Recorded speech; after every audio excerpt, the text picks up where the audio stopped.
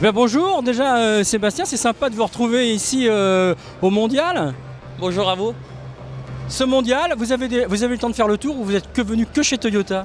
Je suis venu que dans cette halle, donc cet après-midi je vais aller chez Red Bull faire un petit tour, regarder un petit peu ce qui se passe, mais c'est vrai que j'ai pas bien eu le temps, je viens d'arriver donc c'est encore le début.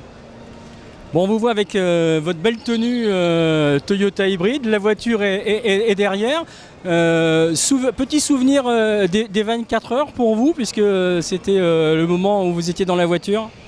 À la fin du compte, c'est un feeling un petit peu différent de ce que j'avais espéré avoir, puisqu'on a eu l'accident, mais la voiture était très compétitive et puis j'ai pris beaucoup de plaisir, c'était vraiment une super course, donc j'espère qu'on va pouvoir être de retour l'année prochaine beaucoup plus fort.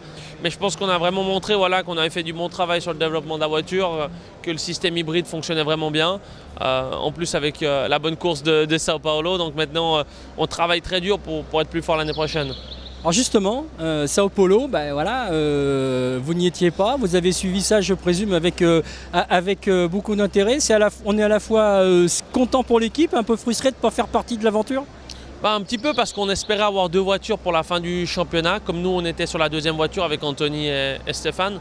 Donc à la fin du compte, je pense que c'est super bien pour le team. Le team réussit à montrer à tout le monde qu'en 3 courses on arrive à gagner, que la voiture est compétitive. C'est tout du bon pour le futur. Maintenant il faut travailler dur, c'est que le début, on veut la rendre beaucoup plus compétitive pour pouvoir gagner les 24 heures du Mans.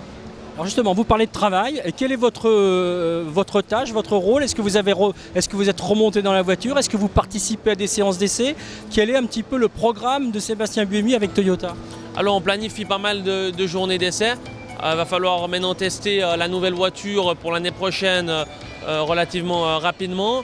On fait pas mal de simulateurs aussi. On simule déjà les nouvelles améliorations aérodynamiques qu'on va pouvoir apporter. Donc on travaille vraiment dur, c'est-à-dire directement après Le Mans, il y a eu 1 mois de pause et c'était reparti. Donc maintenant vraiment on continue de développer parce que c'est vraiment que le début, il y a de longs mois devant nous, il va falloir se préparer, simuler 24 heures, donc on continue de travailler. Ouais. Quand on a été pilote de F1, on s'habitue facilement à l'endurance. Comment s'est passé pour vous le passage d'une discipline sprint à une discipline endurante avec laquelle il faut savoir composer avec ses équipiers?